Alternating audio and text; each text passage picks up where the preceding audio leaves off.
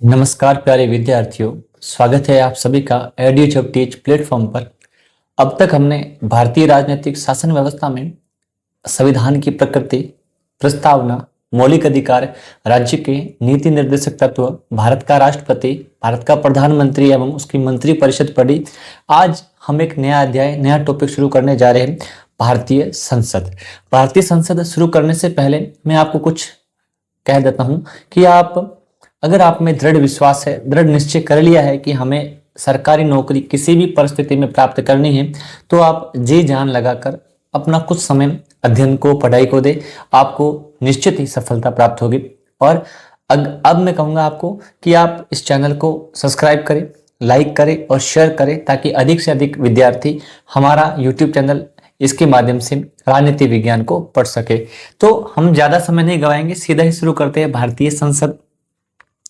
तो आज एक नया टॉपिक शुरू करने जा रहे हैं, भारतीय संसद। ठीक है, टॉपिक का नाम है भारतीय संसद। ठीक है, अब भारतीय संसद के बारे में हम क्या देखेंगे? संसद, इसकी संरचना देखने से पहले हम देखेंगे कि संविधान के अंदर संसद का उल्लेख क्या है, इसे और किस नाम से जाना जाता है। ये सारी बातें हम सबसे पहले चर्चा करेंगे। तो पहली चर्चा, सबसे पहले हम देखेंगे भारतीय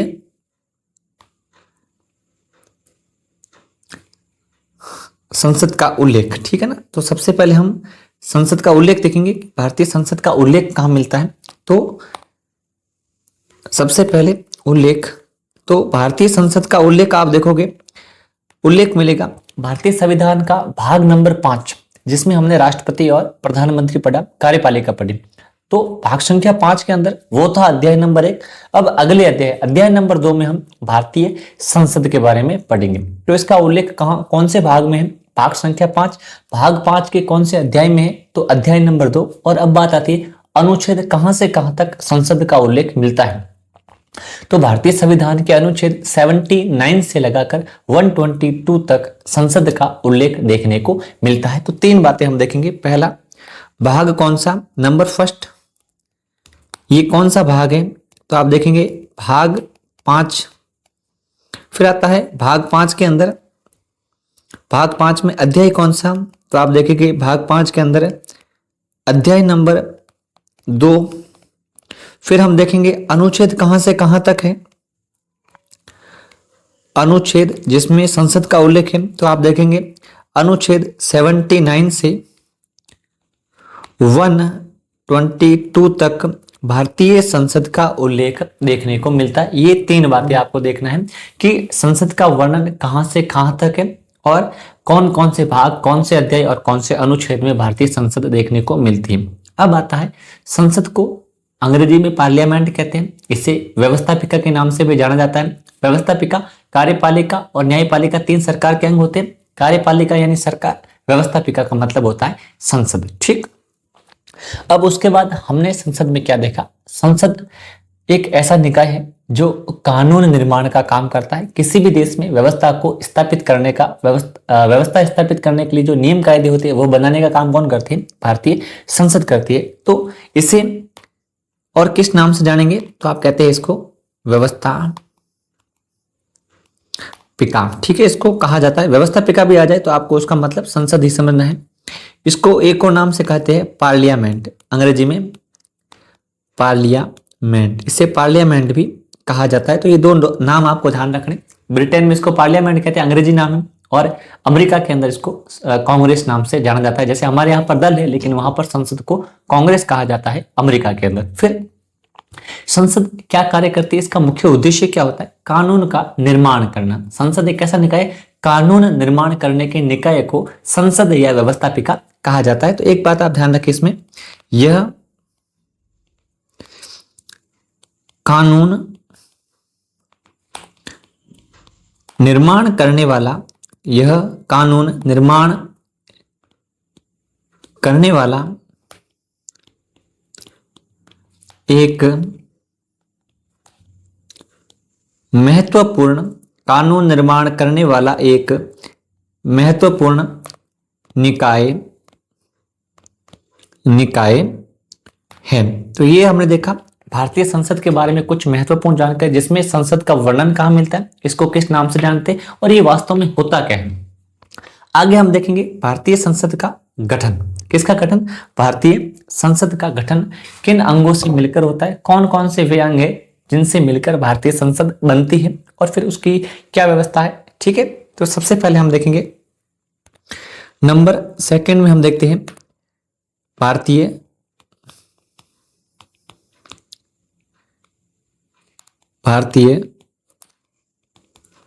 संसद का गठन। तो आप ध्यान रखें, भारतीय संसद के गठन का उल्लेख कौन से अनुच्छेद में मिलता है। तो सबसे पहला अनुच्छेद कौन सा है? अनुच्छेद संख्या 79 में आपको संसद के गठन का उल्लेख मिलेगा।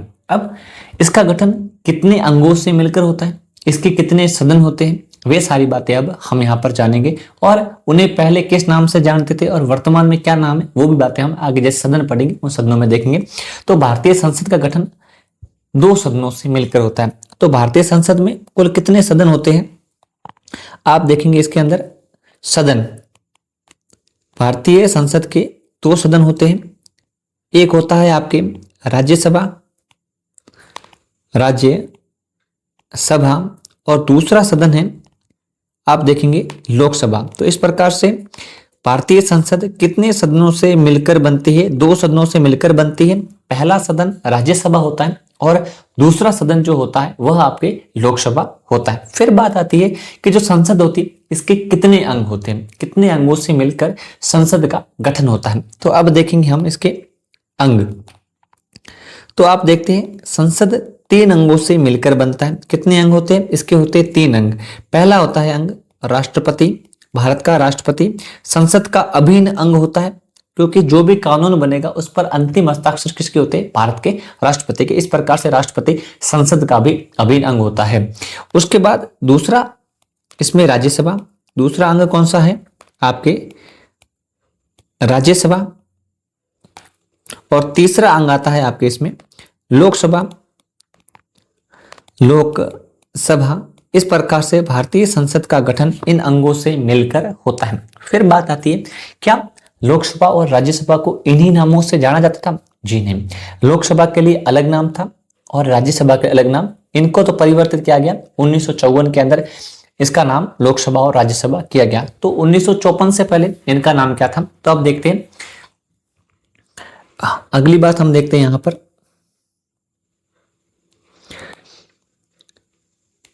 1954 से पहले 1954 में लोकसभा व राज्यसभा का नामकरण हुआ। नामकरण का मतलब है जो ये नाम है ना राज्यसभा और लोकसभा उस समय दिए गए। तो बताइए लोकसभा को क्या कहा गया, पहले क्या कहते थे, और राज्यसभा को क्या कहते? तो दोनों के बारे में देखेंगे। एक आता है आपके राज्यसभा, ठीक है, एक है आपके राज्यसभा और दूसरी आती है आपके लोकसभा। दूसरा कौन सा आएगा? लोकसभा। तो राज्यसभा को विद्यार्थियों राज्य परिषद कहा जाता। क्या कहा था? Council of state. तो राज्यसभा का पहले नाम क्या था आपके? राज्य परिषद, ठीक है। बाद में इसका नाम 1954 में राज्यसभा कर दिया गया। लोकसभा का नाम था आपके जनता का सदन। अंग्रेजी में नाम क्या है? हाउस ऑफ पीपल, ठीक है, यानी स्टेट ऑफ काउंसिल और हाउस ऑफ पीपल था। वर्तमान में अंग्रेजी में नाम वही है, हिंदी में नाम इसका राज्यसभा और लोकसभा कर दिया गया। इस प्रकार से भारतीय संसद का गठन विभिन्न अंगों और विभिन्न सदनों से मिलकर होता है। इनका नामकरण 1954 में किया गया। राज्यसभा जो पहले राज्य परिषद नाम से जानी जाती थी और लोकसभा जिसे हम पहले जनता का सदन कहते थे। जनता का मतलब लोक, सदन का मतलब सभा। अब नाम थोड़ा शॉर्ट में करके इसको इजी कर दिया गया है। अब हम देखते हैं सबसे पहले इसके एक अंग के बारे में देखेंगे, राज्यसभा के गठन, उसकी संरचना, उसकी अवधि और इसके सदस्यों की योग्यताओं के बारे में हम क्रमशः चर्चा करेंगे। तो सबसे पहले हम देखते हैं पहला सदन कौन सा आएगा। नंबर फर्स्ट राज्य सभा। ठीक है, सबसे पहले हम राज्यसभा के बारे में पढ़ेंगे। सबसे पहले हम राज्यसभा में क्या देखेंगे कि राज्यसभा को किस नाम से जाना जाता है। ठीक है, इसका नामकरण कब हुआ वो तो हमने देख लिया, तो आवश्यकता नहीं मेरे हिसाब से। ठीक है, तो हम देखते हैं राज्यसभा। राज्यसभा को कहा जाता है, सबसे पहले इसको कहते हैं उच्च सदन। उच्च सदन कहा जाता है। पहले तो हम इसके नाम जानते हैं। इसको द्वितीय सदन कहा जाता है। द्वितीय सदन कहा जाता है। उसके बाद इसको कहा जाता है बुद्धिजीवियों का सदन। और तीसरा कहते हैं राज्यों का सदन। ठीक है, इसको इन नामों से जाना जाता है और इसको अंग्रेजी में हम कहते हैं काउंसिल ऑफ स्टेट, राज्यों का सदन। ठीक है, तो ये इसको अंग्रेजी में कहते हैं, कोई इतना लोड है नहीं। तो राज्यसभा को किन किन नामों से संबोधित किया जाता है? उच्च सदन, द्वितीय सदन, बुद्धिजीवियों का सदन, राज्यों का सदन या फिर काउंसिल ऑफ स्टेट। बुद्धिजीवियों का सदन का मतलब होता है इसमें सारे के सारे विधिवेता, व्याख्याता होते, नेता होते, जो वरिष्ठ लोग होते वो इसमें चयनित होते। द्वितीय सदन क्यों कहते हैं? क्योंकि इसके सदस्य प्रत्यक्ष रूप से जनता द्वारा चुने नहीं जाते, तो जनता के संपर्क में नहीं होते, इसमें राज्यों का नेतृत्व होता है। ठीक, राज्यसभा को पहले किस नाम जानते? राज्य परिषद के नाम से। ये मैंने आपको पहले बता दिया। अब हम देखते हैं सबसे पहले राज्यसभा की संरचना के बारे में हम वर्णन करते हैं। राज्यसभा की संरचना। तो राज्यसभा की संरचना में हम क्या देखेंगे कि इसके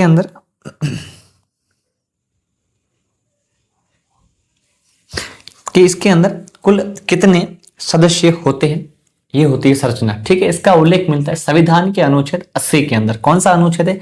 राज्यसभा की संरचना का उल्लेख अनुच्छेद 80 में इसका वर्णन मिलता है। अब आती है संरचना की बात कि भाई अधिकतम सदस्य कितने हो सकते हैं राज्यसभा में। तो पहले हम बात करते हैं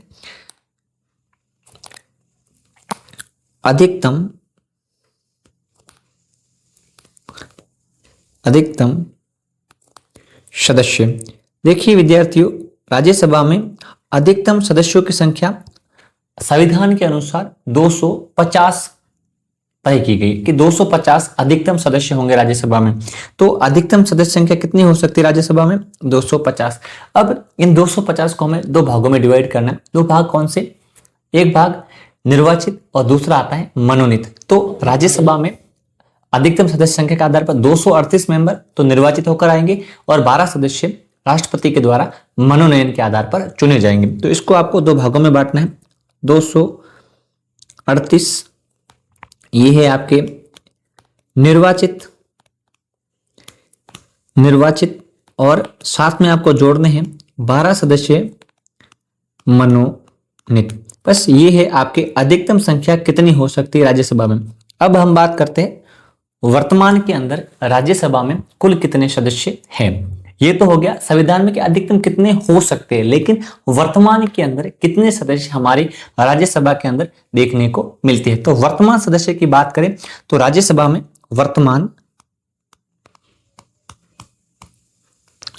वर्तमान सदस्य। तो देखिए विद्यार्थी, वर्तमान में राज्यसभा के अंदर हमें 245 सदस्य देखने को मिलते। कितने सदस्य चुनकर आते? 245 सदस्य राज्यसभा में वर्तमान में चुनकर आते हैं। अब इसे हम दो भागों में बांटेंगे। दो भागों में क्यों बांटना जरूरी है? ताकि हमें समझ में आए कि कितने सदस्य कहां से चुनकर आते हैं। ठीक है, अब इन 245 को हमें दो भागों में बांटना है। पहला कौन सा भाग?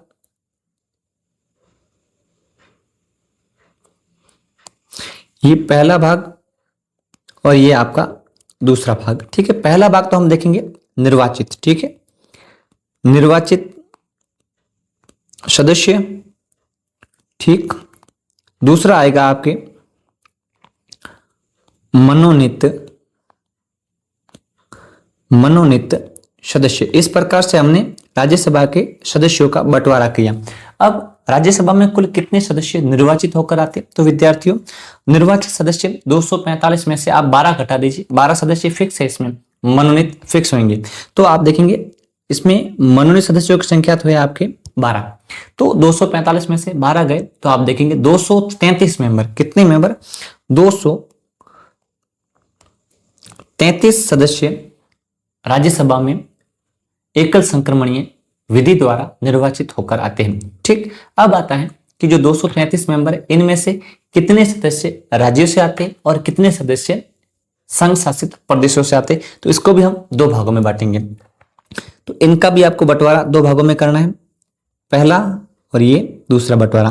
पहला हम देखेंगे राज्यों से, पहला हम देखते हैं राज्यों से कितने आते हैं, राज्यों से और संघ शासित प्रदेश। तो राज्यों से आते हैं आपके 225 सदस्य और यहां से आते हैं आपके संघ शासित प्रदेश से 8 मेंबर चुनकर आते हैं। ये आपको ये संख्या होगी। अब संघ शासित प्रदेश से ये केवल 8 केंद्र शासित नहीं आते, भारत के कुल 8 केंद्र शासित प्रदेशों में से केवल 3 ही केंद्र शासित प्रदेशों से राज्यसभा के सदस्य चुनकर आते हैं। तो हम आगे चर्चा करेंगे उनके बारे में, ये 8 सदस्य कहां कहां से आते हैं। तो आप देखेंगे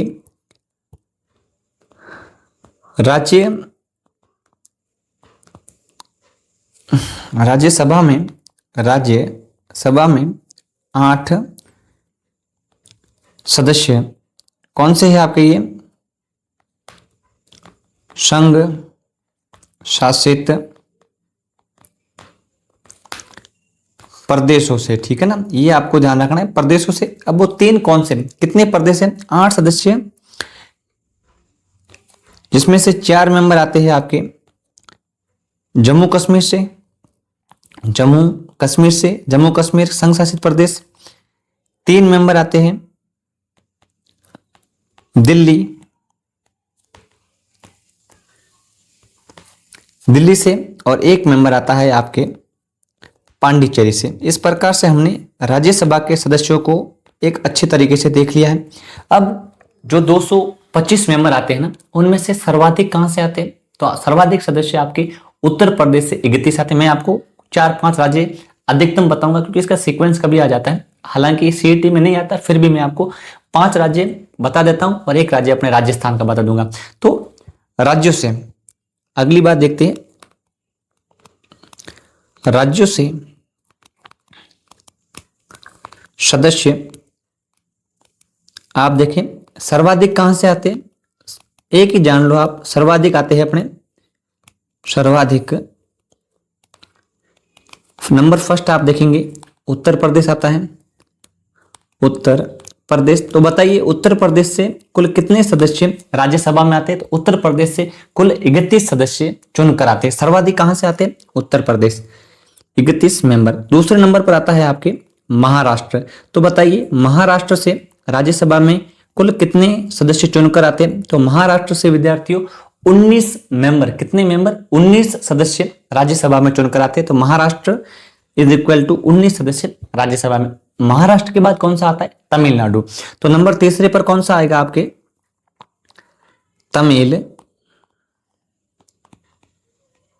तमिलनाडु। और तमिलनाडु से विद्यार्थियों 18 सदस्य कहां से चुनकर आते हैं? तमिलनाडु से 18 मेंबर चुनकर आते हैं। तमिलनाडु के बाद 2 राज्य हैं जिसकी सदस्य संख्या समान है, एक आता है बिहार, दूसरा आता है पश्चिम बंगाल। इन दोनों से 16 मेंबर राज्यसभा में चुनकर आते हैं। तो 4 नंबर पर 2 राज्य आएंगे, एक आएगा आपके बिहार और दूसरा आपके 4 नंबर ही मान लो पश्चिम बंगाल।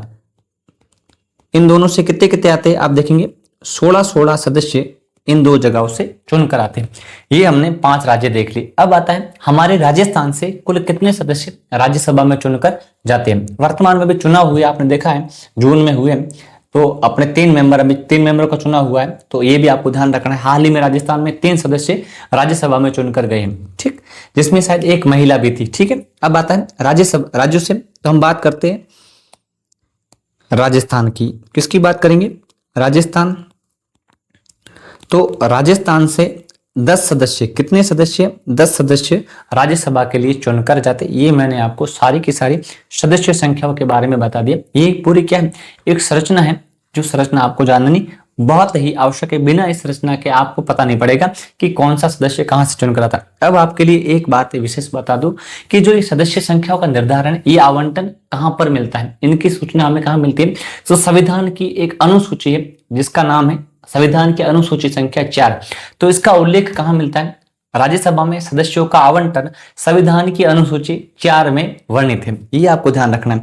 ये आपके नोट लगा के बात आएगी। नोट, राज्यसभा में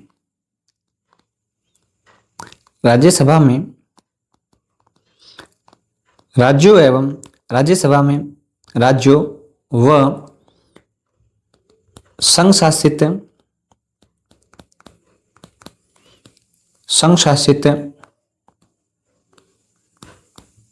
प्रदेशों को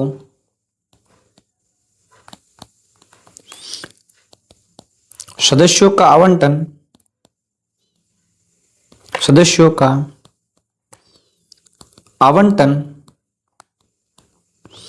आवंटन अनुसूची 4 में, ये आपको विशेष ध्यान रखना है, वर्णित है। ये सवाल आ सकता है, जो राज्यसभा में राज्यों को एवं केंद्र शासित प्रदेशों को सदस्य संख्या आवंटित की गई, उसका उल्लेख, उसका वर्णन कहां मिलता है? तो संविधान की चौथी अनुसूची के अंदर आपको राज्यसभा में सदस्यों का आवंटन देखने को मिलता है।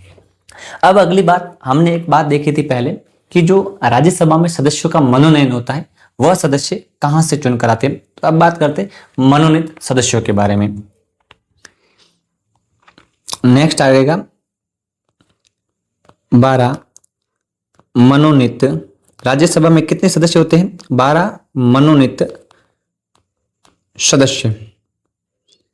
ठीक, अब आता है इनका मनोनयन कौन करता है? तो ये होता है आपके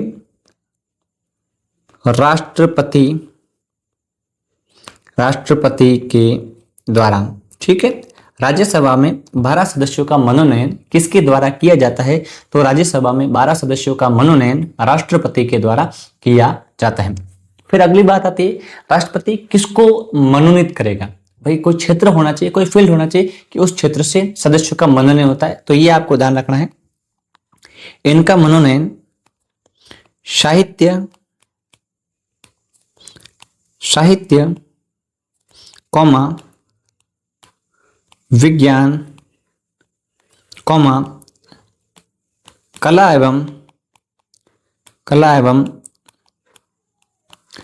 समाज सेवा के क्षेत्र में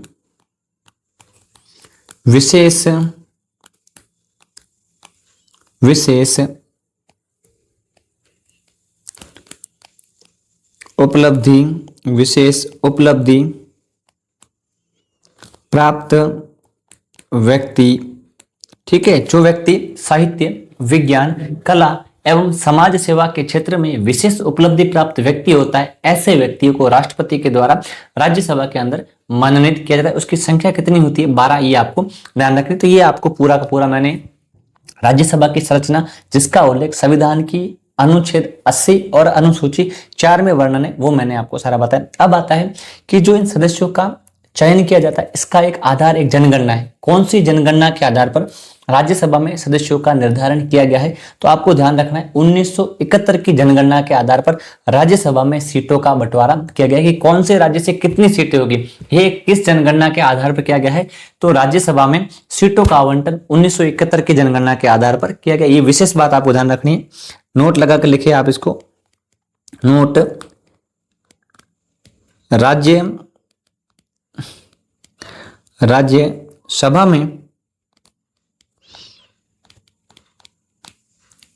राज्यसभा में सीटों का आवंटन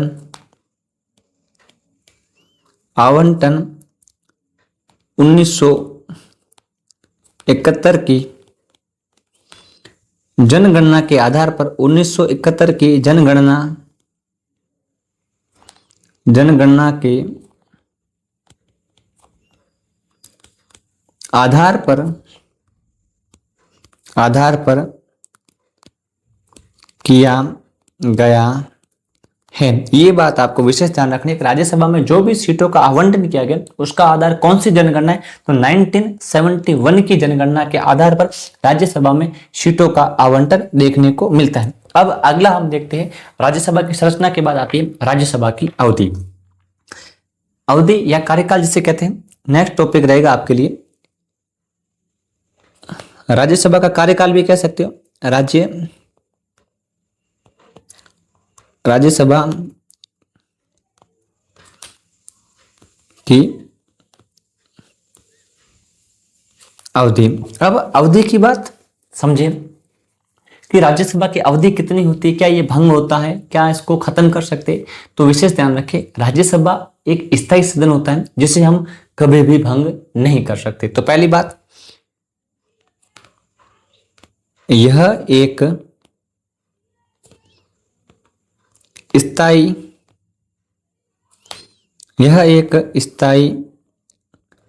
सदन होता है जिसे कभी भंग नहीं किया जा सकता। तो आपको विशेष ध्यान रखना है कि संसद का कौन सा सदन स्थायी होता है जिसे भंग नहीं कर सकते, तो राज्यसभा संसद का वह सदन है जो एक स्थायी सदन है जिसे कभी भंग नहीं कर सकते। दूसरी बात, अब अगली बात हम देखते हैं इसमें जो सदस्य चुने जाते हैं उनका कार्यकाल कितना होता है। तो राज्यसभा में प्रत्येक सदस्य का कार्यकाल 6 वर्ष होता है। ये विशेष ध्यान रखनी, 5 वर्ष नहीं होता है। राज्यसभा के प्रत्येक सदस्य का कार्यकाल 6 वर्ष होता है, ये आपको ध्यान रखना है। दूसरी बात आपको ध्यान रखनी है कि प्रत्येक 2 वर्षों के बाद, कितने वर्षों के बाद चुनाव होते हैं, हर 2 साल में राज्यसभा के चुनाव होते हैं और 1/3 सदस्य, जितने राज्यसभा के मेंबर हैं उसके 1/3 सदस्यों के चुनाव प्रत्येक 2 वर्ष के बाद होते हैं। 1/3 सदस्य अपना पद छोड़ देते हैं और उसके स्थान पर 1/3 सदस्य नए चुनकर आते हैं, ये विशेष आपको ध्यान रखना है। तो इसके सदस्य का कार्यकाल, इसके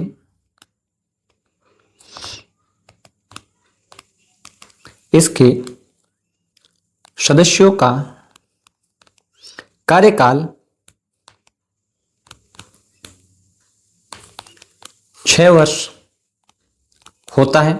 ठीक, अब प्रत्येक 2 वर्ष पश्चात 1/3 सदस्य पद त्यागते हैं, यानी कार्यकाल समाप्त होता है और 1/3 सदस्य नए चुनकर आते हैं। तो ये बात पे ध्यान रखनी है, प्रत्येक 2 वर्ष पश्चात इसके 1/3, यानी इसको कहते हैं हम 1/3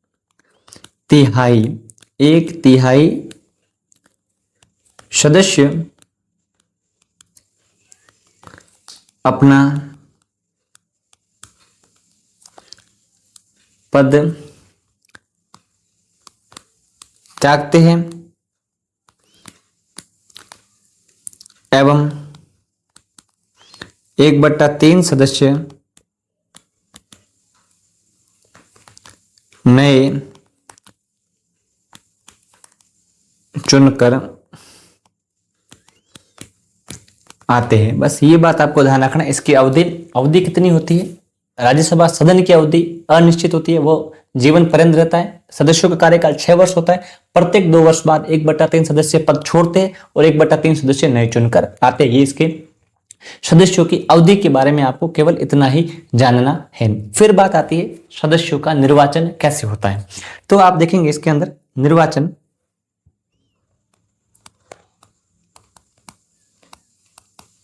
सदस्यों का निर्वाचन, राज्यसभा के सदस्यों का निर्वाचन। पहली बात, इसमें हम केवल 3 बातें देखेंगे। निर्वाचन कौन करता है, किस विधि से होता है, और उसके बाद आप देखोगे कौन सी रीति है, विधि रीति सेम है। ठीक, तो राज्यसभा के सदस्यों का निर्वाचन राज्यों की विधानसभा के सदस्यों के द्वारा किया जाता है। ठीक है, कौन सी विधि है? एकल संक्रमणीय मत पद्धति। कौन सी है? अनुपातिक प्रतिनिधित्व की एकल संक्रमणीय मत पद्धति के द्वारा राज्यसभा के सदस्यों का निर्वाचन राज्य विधानसभा के सदस्यों के द्वारा किया जाता है, पहली बात। दूसरा, इसका निर्वाचन खुले में होता है, मतलब खुला मतदान होता है। आपको जो मत देना होता है खुले में, सब देख सकते हैं कि आपने किसको मत दिया, तो इसमें कोई डाउट नहीं होता। तो दो बातें आपको ध्यान रखना है। तो पहली बात इसमें क्या देखेंगे हम, इसके निर्वाचन में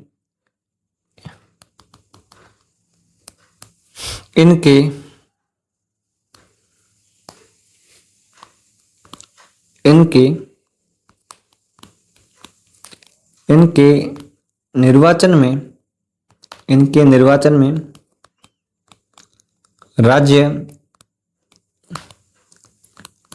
विधानसभा के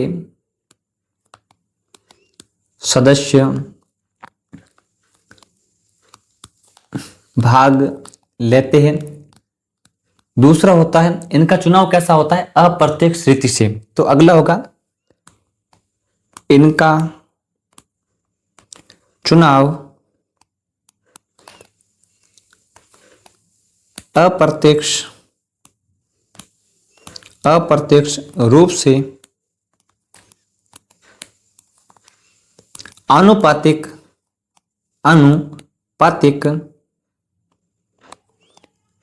प्रतिनिधित्व की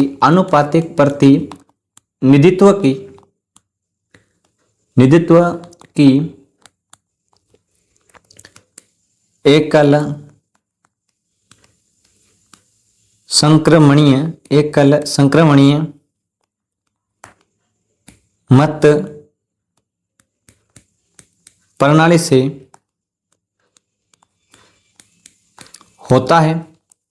अगला होता है, इसका मतदान क्या होता है? खुले में होता है, बंद मतदान नहीं होता है। जैसे राष्ट्रपति और उपराष्ट्रपति का होता है, वैसे राज्यसभा के सदस्यों का मतदान नहीं होता है, खुले में होता है। आप खुले में मत दोगे, सभी लोग देख सकते हैं कि आपने किसको मत दिया है। तो तीसरी बात आपको ध्यान रखनी, मतदान में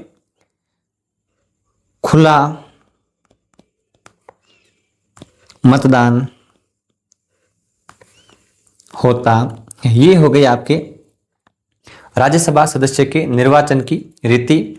उसके बाद निर्वाचन कैसे होता है, वो सारा कौन करती है, सारी बातें बता दी मैंने आपको। अब नेक्स्ट अपने आएगा योग्यताएं, अहर्ताएं, राज्यसभा सदस्यों की अहर्ताएं, जिसका हम उल्लेख देखते हैं अनुच्छेद 84 के अंदर। तो नेक्स्ट हेडिंग है आपके राज्यसभा सदस्यों की अहर्ताएं, जिसे हम योग्यताएं भी कहते हैं, अहर्ता। ठीक है, राज्यसभा सदस्यों की अहर्ताएं। इसका उल्लेख कहां मिलेगा? आप देखेंगे इसका उल्लेख अनुच्छेद 84 में राज्यसभा सदस्यों की योग्यताओं का वर्णन देखने को मिलता है। अब आता है, इसके लिए हम 3 महत्वपूर्ण योग्यताएं देखते हैं। पहली योग्यता है, वह भारत का नागरिक होना चाहिए। दूसरी योग्यता है, जो राज्यसभा का सदस्य बनने जा रहा है उसकी आयु 30 साल पूरी होनी चाहिए। कितनी आयु होनी चाहिए? 30 साल पूरी होनी चाहिए। आपको केवल ये 2 बातें ध्यान रखनी है। कौन सी है? पहली बात, वह भारत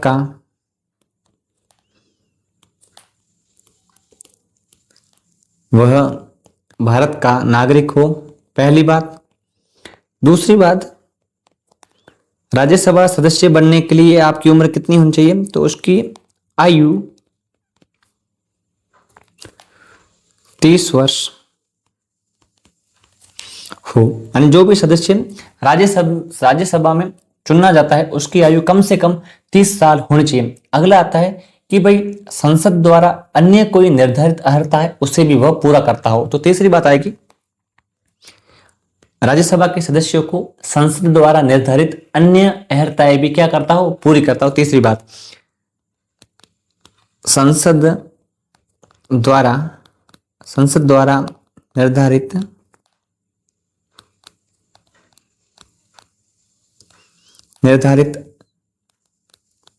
अन्य अहर्ता भी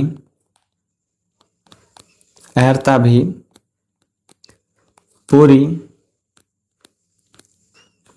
करता हो। ये तीन बातें आपको ध्यान रखनी। अगर संसद ने इन दोनों के अलावा कोई योग्यता रखी है राज्यसभा सदस्य के लिए, तो वो भी योग्यता इसको पूरी करनी होगी, तभी जाकर वो राज्यसभा का सदस्य चुना जा सकता है। इसके बाद अब हम क्या करेंगे, राज्यसभा की अहर्ता होगी। अब राज्यसभा के प्रमुख पदाधिकारी, हम तीन पदाधिकारियों के बारे में चर्चा करेंगे। इसके तीन मुख्य पदाधिकारी होते हैं, राज्यसभा का सभापति, राज्यसभा का उपसभापति और राज्यसभा का महासचिव। कौन सा? महासचिव। तो आप थोड़ा कंफ्यूजन न रहे।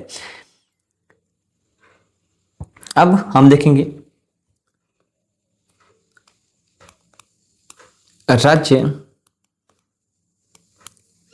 राज्यसभा के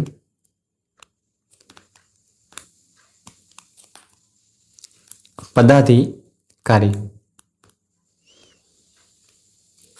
अब राज्यसभा में तीन प्रमुख पदाधिकारियों के बारे में हमें चर्चा करनी है। सबसे पहले हम देखते हैं नंबर फर्स्ट, सभापति। ठीक है, राज्यसभा का सबसे प्रमुख पदाधिकारी कौन होता है? उसका सभापति। ठीक है, तो सभापति कौन होता है? राज्यसभा का जो सभापति होता है वह राज्यसभा का सदस्य नहीं होता है। ये बात आपको ध्यान रखनी। कौन होता है? भारत का जो उपराष्ट्रपति होता है ना, वही राज्यसभा का पदेन सभापति होता है। ये आपको विशेष ध्यान रखना है। सभापति राज्यसभा का सदस्य नहीं होता है, वह सभापति विभिन्न अधिवेशनों की अध्यक्षता करता है। ये तीन बातें आपको ध्यान रखनी। पहली, सभापति क्या होता है? भारत का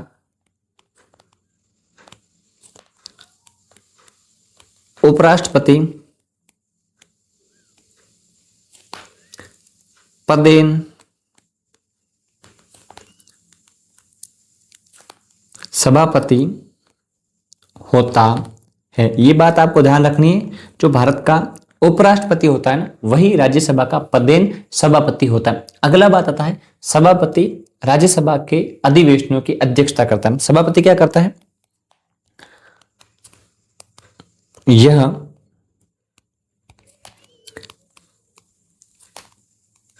राज्यसभा के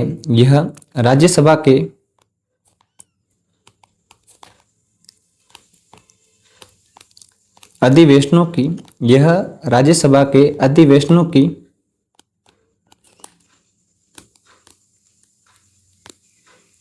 अध्यक्षता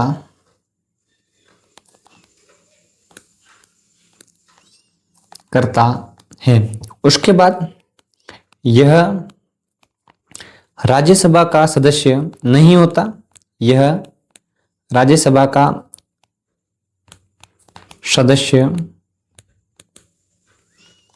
सदस्य नहीं होता। तो राज्यसभा का जो सभापति होता है वह वास्तव में राज्यसभा का मेंबर नहीं होता। उसके बाद आता है राज्यसभा सभापति का कार्यकाल कितना होता है? बाकी सदस्यों का कार्यकाल 6 वर्ष होता है, लेकिन राज्यसभा का एकमात्र सदस्य जिसका कार्यकाल 5 वर्ष होता है वो होता है राज्यसभा का सभापति। तो इसका कार्यकाल कितना होता है ये आपको ध्यान रखना है। इसका कार्यकाल 5 वर्ष होता है, क्योंकि 5 वर्ष बाद उपराष्ट्रपति का कार्यकाल समाप्त हो जाता है और कार्यकाल समाप्त होते ही वह सभापति पद से बैठ जाता है। उसके बाद इसकी न्यूनतम आयु कितनी होती है? 35 वर्ष। जो उपराष्ट्रपति के लिए आयु होती है वही सभापति के लिए आयु होती है, तो इसकी न्यूनतम आयु 35 वर्ष होनी आवश्यक है। तो राज्यसभा के सभापति की न्यूनतम आयु कितनी हो सकती है? राज्यसभा के सभापति की न्यूनतम आयु 35 वर्ष होनी चाहिए। ये आपको ध्यान है। जब भारत का उपराष्ट्रपति जब सभापति के रूप में कार्य करता है, अगर वह भारत का कार्यवाहक राष्ट्रपति बन जाता है तो वह राज्यसभा के सभापति पद से मुक्त हो जाता है। वह दोनों कार्य एक साथ नहीं कर सकता, ये विशेष ध्यान रखना है। तो सभापति के स्थान पर कार्य करेगा कौन? तो जो उपसभापति होता है वह सभापति के कर्तव्यों का निर्वहन करता है। इस प्रकार से हमने सभापति देखा। अगला पदाधिकारी आता है नंबर 2, वर्तमान में राज्यसभा का सभापति कौन? तो हम देखते हैं प्रथम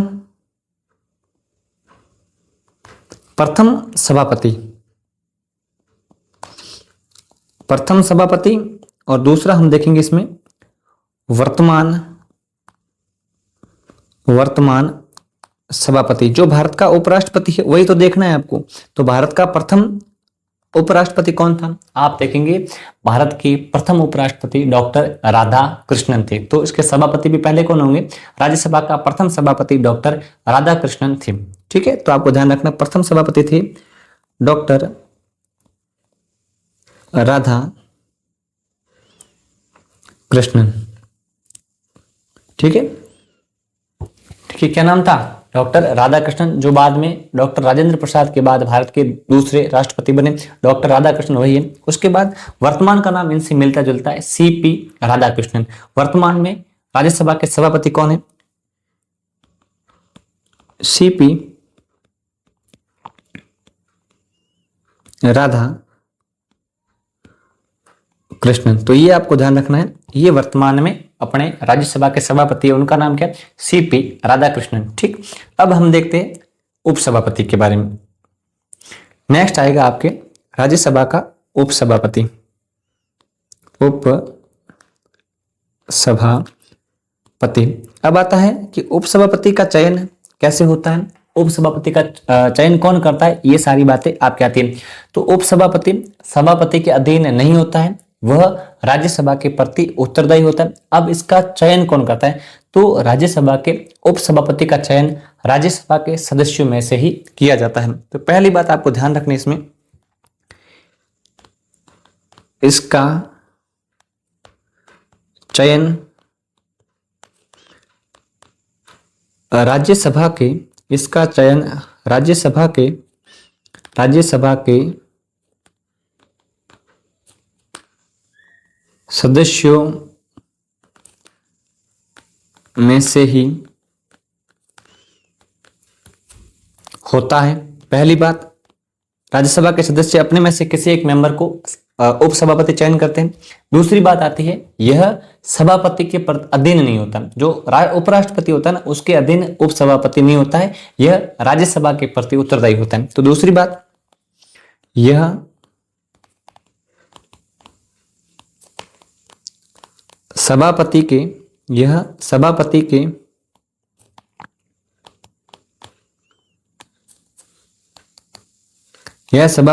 अधीन न होकर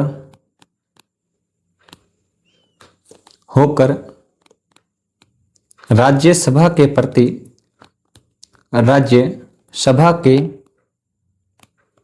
प्रति उत्तरदायी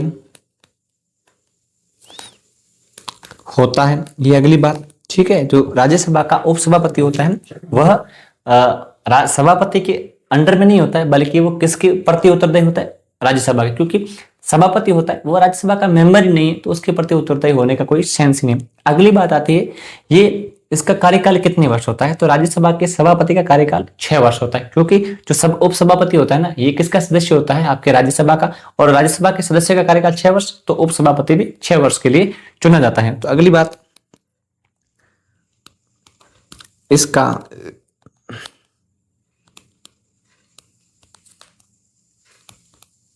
कार्यकाल 6 वर्ष होता है। फिर बात आती है इसकी न्यूनतम आयु। तो जितनी राज्यसभा के सदस्यों की है उतनी ही न्यूनतम आयु राज्यसभा के उपसभापति की है। तो राज्यसभा के सदस्यों की न्यूनतम आयु 30 वर्ष है, तो राज्यसभा के उपसभापति की भी न्यूनतम आयु 30 वर्ष होगी। तो ये बात भी आपको ध्यान रखनी है, न्यूनतम आयु कितनी हो सकती है राज्यसभा के उपसभापति के लिए? तो 30 वर्ष।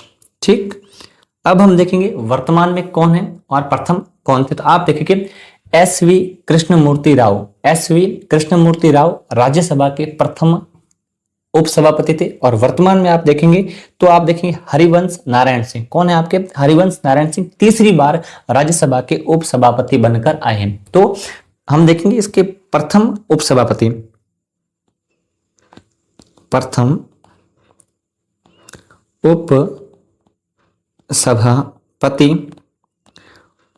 और वर्तमान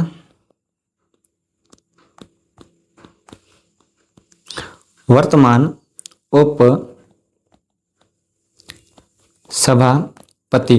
तो आप देखेंगे प्रथम उपसभापति कौन था आपके, SV कृष्णमूर्ति राव। तो क्या नाम आएगा, श्री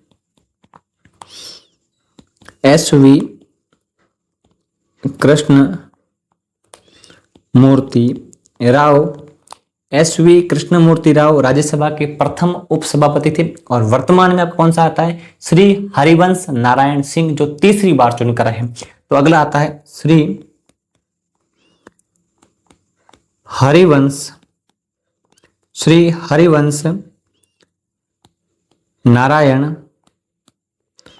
नारायण सिंह, ये वर्तमान में अपने उपसभापति हैं राज्यसभा के। इसके बारे में एक विशेष बात ध्यान रखें, तीसरी बार चयन वर्तमान में कितनी बार हुआ है। तो ये सवाल आता है कि हरिवंश नारायण वर्तमान में कितनी बार चुनकर आए। तो ये तीसरी बार चुनकर आए हैं राज्यसभा के उपसभापति के रूप में। ये आपके हो गया उपसभापति। अब इसका एक और महत्वपूर्ण पद होता है, वो होता है राज्यसभा का महासचिव, जो पूरी की पूरी राज्यसभा की कार्यवाहियों का लेखा जोखा रखता है, उसकी देखरेख करता है, उसके निर्देश प्रदान करता है। जो प्रशासनिक अधिकारी होता है वो होता है महासचिव। और महासचिव के बारे में आप देखते हैं, तो अगला पद आता है आपके राज्यसभा का महासचिव।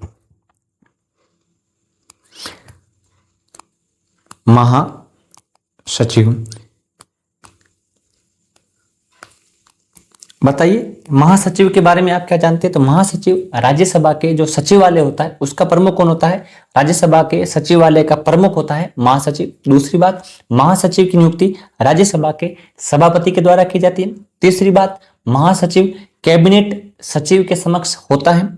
और चौथी बात आती है, महासचिव राज्यसभा के सभापति के प्रति उत्तरदायी होता है। तो महासचिव किसके प्रति उत्तरदायी होगा, राज्यसभा के सभापति के प्रति उत्तरदायी होता है। पहली बात देखेंगे हम इसमें, सबसे पहले राज्यसभा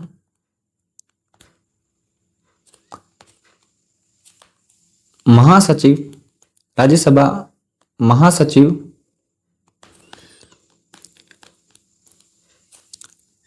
राज्यसभा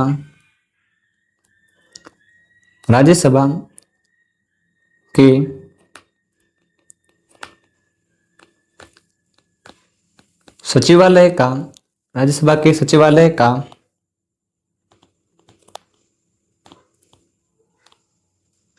प्रमुख होता है। इसकी नियुक्ति यानी महासचिव की नियुक्ति, राज्यसभा महासचिव की नियुक्ति राज्यसभा के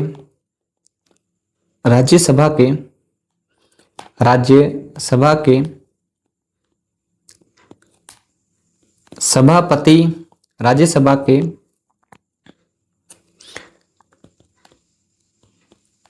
सभापति द्वारा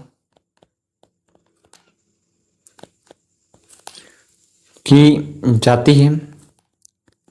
उसके बाद आता है, यह कौन से मंत्री के समक्ष होता है। तो महासचिव कैबिनेट सचिव के समक्ष होता है। तो अगली बात आपको रखनी है, यह कैबिनेट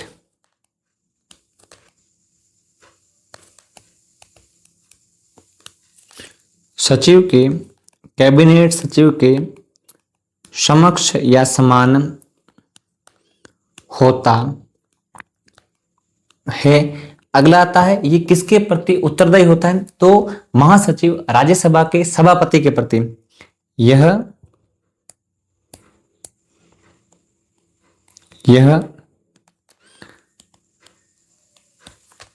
सभापति के प्रति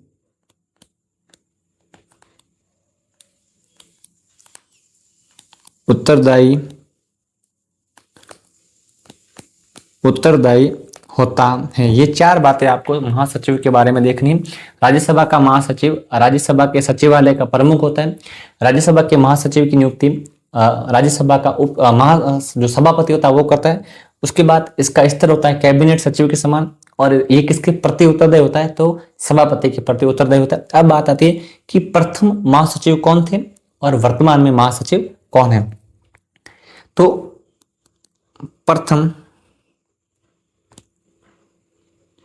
महासचिव, प्रथम महासचिव, और उसके बाद देखना है आपको वर्तमान महासचिव। वर्तमान महासचिव प्रथम थे आपके एस.एन. मुखर्जी। क्या नाम है? एस.एन. मुखर्जी। और वर्तमान में है पी.सी. मोदी, प्रमोद चंद्र मोदी। तो एस.एन. मुखर्जी ये तो आपके राज्यसभा के प्रथम महासचिव थे। दूसरा आता है पी.सी. मोदी, जिसका नाम था प्रमोद चंद्र मोदी। ये आपके वर्तमान में राज्यसभा के महासचिव है। इस प्रकार से हमने आज की क्लास में संसद के संरचना, संसद के गठन के बारे में देखा। उसके बाद हमने राज्यसभा की संरचना, राज्यसभा की अवधि, राज्यसभा के सदस्यों का कार्यकाल और कुछ पदाधिकारियों के बारे में चर्चा करी। अगली क्लास में हम लोकसभा के बारे में देखेंगे। लोकसभा की संरचना क्या है, उसकी कितनी अवधि होती है, उसके पदाधिकारी कौन होते हैं, उसके सदस्यों की योग्यता क्या होती है, वो सारी देखेंगे। धन्यवाद विद्यार्थियों, आप ऐसे ही आगे पूरी क्लासें देखते रहें जो आपके लिए बहुत ही कारगर साबित होगी। धन्यवाद विद्यार्थियों, चैनल को सब्सक्राइब करना ना भूलें। मिलते हैं अगली क्लास में लोकसभा के साथ। धन्यवाद विद्यार्थियों।